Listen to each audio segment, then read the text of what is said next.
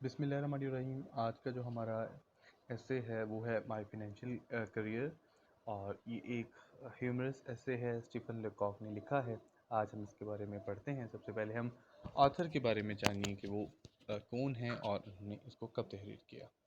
Stephen Butler لیکاک، ان کا Canada سے تعلق ہے۔ بنیادی طور پر ایک ٹیچر تھے، پولیٹیکل سائنٹسٹ، لکھاری اور مزاحیہ نگار بھی رہے ہیں، اور 1915 اور 1925 کے درمیان اس کو پوری دنیا میں بہترین مزاح نگار کہا جاتا تھا۔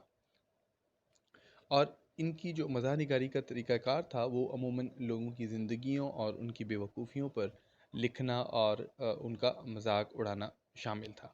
ہیومرس ایسے کس طرح کا ایسے ہوتا ہے؟ ایسا مزاحیہ مضمون جس میں کسی شخص کی انفرادی یا زندگی پہ مبنی کوئی واقعہ اس کو مزاحیہ انداز میں پیش کیا جائے، تاکہ لکھاری جو ہے نا پڑھنے والے قارئین کو جو ہے نا اس کو لطف پیدا کرے پڑھنے میں، اور ان کو قائل کر سکے اپنی جو ہے نا بات پر۔ تو آج ہم یہ جانتے ہیں کہ کس طرح کے جو ہے نا ہیومرس ایسے ہوتے ہیں، اور ہیومر اصل میں لٹریچر میں کس کو کہتے ہیں۔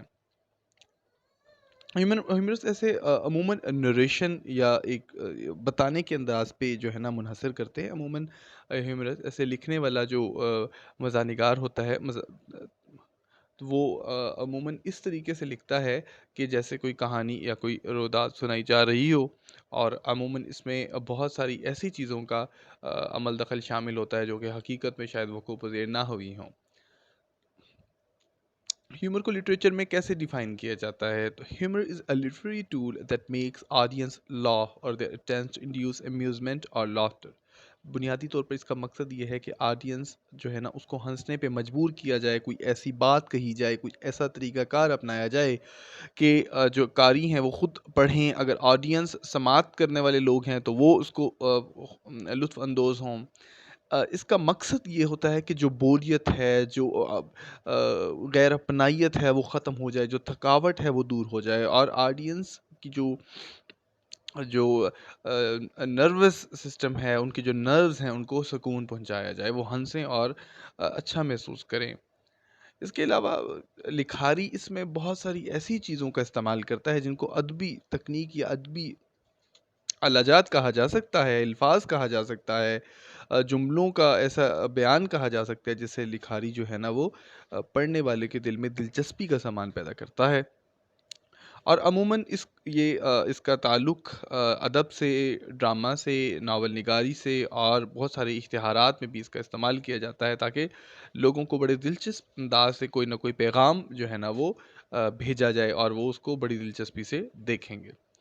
اب ہیومر کی مختلف جو مثال ہیں، اس کو اگر ہم دیکھیں تو بہت ساری ایسی مثالیں ہیں جن کو لکھاری استعمال کر کے اپنی جو ہے نا وہ تحریر میں چار چاند لگاتا ہے۔ اس سے جو گزشتہ ہم نے مضمون پڑھا، دا مین ہو واز اے ہاسپٹل، وہ بھی ایک ہیومر کی ایک اعلیٰ ترین مثال ہے، جس میں بڑے ہی مزاحیہ انداز میں بات کو لوگوں کی جو بے وقوفیاں ہیں اس کے اوپر لکھا گیا کہ کیسے لوگ رسالے یا اخبارات پڑھ کے اپنے آپ کو سمجھ لیتے ہیں کہ وہ بیمار ہیں اور ڈاکٹر کا رجوع کرتے ہیں۔ اور اسی طرح آج کا جو ہمارا ایسے ہے اس میں بھی انہی باتوں کا ذکر ہے۔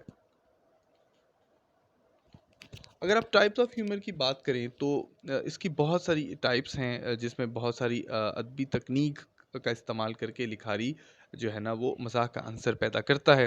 مثال کے طور پر اگر آپ یہاں پر دیکھیں، ایگزیجریشن، ہائپربولے، یعنی کسی بات کو اس طرح سے طول دینا کہ مبالغہ آرائی کا گمان ہو، کسی معمولی سی بات کو بڑھا چڑھا کر پیش کرنا، ٹھیک ہے، اس کو ایگزیجریشن کہا جاتا ہے۔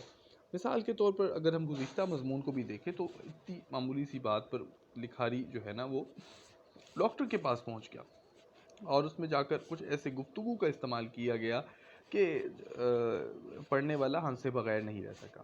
اسی طرح آن ڈسٹرائنگ بکس کو اگر آپ مد نظر رکھیں، اور اس میں بھی اس کا ایگزیجریشن کا استعمال کیا گیا کہ کس طرح لکھاری نے کتابوں کو تنبیہ دی بلیوں کے ساتھ، اور کہا کہ کس طریقے سے جو کتب ہیں ان کو نجات پانے کے لیے کیا طریقہ اپنایا جا سکتا ہے، اور ان کے لیے تو نہ تو پھانسی گھاٹ کا بندوبست کیا جا سکتا ہے وغیرہ۔ اس طرح کی بہت ساری ایسی گفتگو یا ایسی باتیں کی جس میں ہمیں جو ہے نا یہ اندازہ ہوتا ہے کہ جو ہے نا لکھاری جو ہے نا ایسی ٹیکنیک کا استعمال کرتا ہے کہ پڑھنے والا جو ہے وہ لطف اندوز ہو سکے.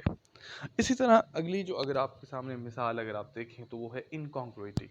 انکانگروئٹی سے مراد یہ ہے کہ ایسی گفتگو کرنا، ایسی بات کرنا جو کہ بغیر کسی منطق کے ہو، بغیر کسی لاجک کے ہو، اور فضول کوئی بات ہو، یعنی بالکل ہٹ کے جو موافقت نہ رکھتی ہو، کوئی غیر موافقت کوئی بات ہو جو اب تعلق نہ رکھتی ہو، اس کا استعمال کرنا. پھر اسی طرح سلیپ سٹک کامیڈی ہے، ایسی کامیڈی جس میں کچھ پرتشدد مناظر بھی دکھائے جاتے ہیں. مثال کے طور پر آپ کوئی ڈرامہ دیکھتے ہیں، آپ کوئی کتب پڑھتے ہیں، کوئی ناول پڑھتے ہیں، کوئی شارٹ ایسے پڑھتے ہیں، اس میں کچھ ایسی چیزوں کو بڑھا چڑھا کر دکھایا جاتا ہے جس میں لکھاری یہ بتاتا ہے کہ فلاں اداکار کو ایسے چوٹ لگ گئی، اور وہ چوٹ لگنا اس کے لیے تو شاید تکلیف دہ ہو، لیکن آپ کو دیکھ کر ہنسی آ جائے کہ جس طریقے سے اس کو تکلیف کا سامنا کرنا پڑا، یا جو بھی ایسے مزاحیہ انداز میں دکھایا جائے گا. جیسے آپ کے سامنے آپ میں مشہور کردار جو ہے ٹام اینڈ جیری کی اگر آپ مثال لے لیں، تو اس میں کس طرح ٹام کو ہمیشہ چوٹ ہی لگتی رہتی ہے، تو وہ اس کو آپ اس کامیڈی کے تناظر میں دیکھ سکتے ہیں. سرپرائز، مختلف چیزوں کا سرپرائز پیش کر کے لکھاری جو ہے نا ایسی چیزیں پیدا کرتا ہے کہ پڑھنے والا جو ہے نا وہ ہنسنے پہ مجبور ہو جائے. سارکیزم، طنز کا استعمال کیا جاتا ہے، مزاحیہ طنز کہا جاتا ہے. اور اس کے علاوہ آئرونی، ایسی چیز کا استعمال کیا جاتا ہے کہ دکھنے میں کوئی شخص، فرض کرو اگر کوئی کمزور ہے اور اس کو ایسے کہا جائے گا کہ یہ شخص تو کتنا طاقتور نظر آ رہا ہے، تو پڑھنے والا ہنسنے پہ مجبور ہو جائے گا کہ کیسے ایک کمزور شخص کے بارے میں یہ کہا جا رہا ہے کہ یہ تو بڑا طاقتور ہے. اس کو آئرونی کہا جاتا ہے، کہ یعنی opposite to what you believe اور وٹ یو سی. اور اسی طرح پن کا استعمال کیا جاتا ہے کہ ورڈ پلے، لفظوں کا استعمال میں ایسے چناؤں کا اختیار کرنا کہ پڑھنے والا ہنسے بغیر نہ رہ سکے. مثال کے طور پر آپ کے سامنے یہ لکھا ہوا ہے کہ a chicken crossing the road is truly a poultry in motion. یعنی پولٹری ان موشن کا استعمال، یہ جو ورڈ کا استعمال کیا گیا، یہ فریز کا پولٹری ان موشن، پڑھنے والے کو ہنسنے پہ مجبور کر دیتا ہے کہ کس طرح مرغی اگر روڈ کراس کرے تو اس کو کس طریقے کا نام دیا جا رہا ہے. تو اس طرح سے کافی ساری ایسی چیزیں ہیں جن کو شاعر جو ہے نا استعمال کر کے مزاحیہ عنصر اپنی تحریر میں پیدا کرتا ہے. اور اب ہم چلتے ہیں اس کی ٹرانسلیشن کی طرف. My financial career.